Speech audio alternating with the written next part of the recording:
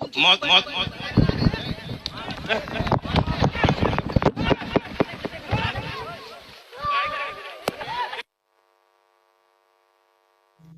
علیکم ورحمۃ اللہ وبرکاتہ۔ دوستوں، کچھ دنوں سے یہ ویڈیو سوشل میڈیا پر بہت ہی زیادہ وائرل ہے اور اس کے پیچھے بہت کم لوگوں کو پتہ ہے کہ اس کے پیچھے حقیقت کیا تھی۔ آخر اس جلسے میں وہ بھی ممبر شریف پر ہی علماء کے درمیان لڑائی ہاتھا پائی کیوں شروع ہو گئی اور آخر مائک وغیرہ سب چیز کیوں چھینا گیا، یہ تمام باتیں بہت سارے لوگوں کے ذہن میں ہیں۔ اور یہ جلسہ کس شہر میں ہو رہا تھا، یہ تمام ڈسکس آج میں آپ کے سامنے کرنے والا ہوں۔ بس آپ سے گزارش ہے کہ ویڈیو کو آپ دھیان سے دیکھیے گا۔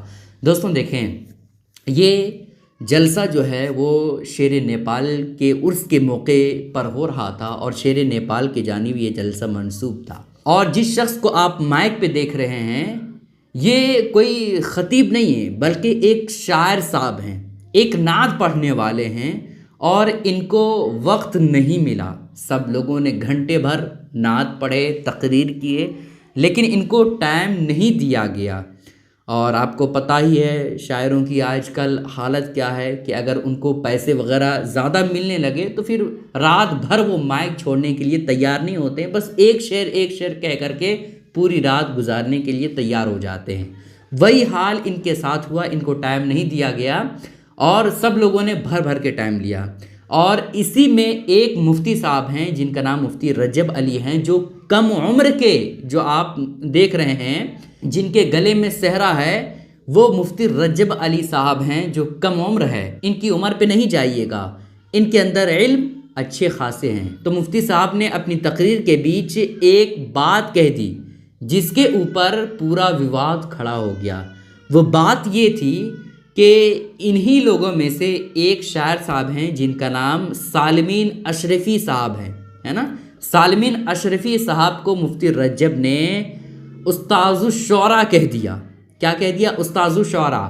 اور آپ کو پتہ ہے کہ استاذ الشعراء جو ہے وہ کسی عام نعت پڑھنے والے کو نہیں کہہ سکتے ہیں، بلکہ استاذ الشعراء جو شعر و شاعری کی دنیا میں اچھی تعلیمات رکھتے ہیں، جو شعر و شاعری کرتے ہیں، جو لکھتے ہیں، اس کو کہا جاتا ہے استاذ الشعراء۔ لیکن مفتی رجب صاحب نے ایک عام شاعر کو، جو شاعر صاحب صرف تھوڑے بہت پڑھے لکھے ہوتے ہیں، اس شاعر کو مفتی صاحب نے استاذ الشعراء کہہ دیا، جس کے بعد یہ شاعر صاحب کھڑے ہوئے ہیں 5 منٹ کے لیے، اور اس کے بعد انہوں نے اپنے ہاتھ پہ قرآن شریف رکھا اور اس نے کہا کہ استاذ الشعراء آپ کو پتہ ہے کسے کہتے ہیں؟ یہ تمام بیان کرتے کرتے مفتی صاحب کو آ گیا غصہ کہ بھائی اگر ہماری زبان سے ایک شبد نکل گیا استاذ الشعراء، اس کو لے کر کے یہ اتنا زیادہ باتیں بنا رہے ہیں، تو اس نے کیا کیا؟ مائک کو چھین لیا۔ اس کے بعد پیچھے سے بھی لوگ اٹھے اور جس کے بعد ہاتھا پائی شروع ہو گئی اور بات یہاں تک آ پڑی کہ مارا پیٹی تک شروع ہو گئی۔ اس کے بعد عوام بھی اسٹیج پہ آئی اور وہ بھی جو ہے مارا پیٹی میں شامل ہو گئی۔ اب حیرت کی بات یہ ہے دوستوں کہ جب کوئی انسان پروگرام کرواتا ہے تو چندے کے ذریعے سے کرواتا ہے، غریب ہو، امیر ہو، فقیر ہو، بھیک مانگنے والے بھی ہوں تو ان سے بھی 10 روپے، 50 روپے، 500 روپے لے کر کے یہ جلسہ منعقد کیا جاتا ہے تاکہ لوگوں کی اصلاح ہو سکے، لوگ صحیح اور غلط میں امتیاز کر سکے۔ لیکن آج کل کے جلسے میں جو ہو رہا ہے، واقعی میں بہت ہی زیادہ افسوس کے ساتھ یہ بات کہنی پڑ رہی ہے کہ آج کے جلسے سے عوام کیا سیکھے گی؟ عوام پر غلط اثر ہو رہا ہے۔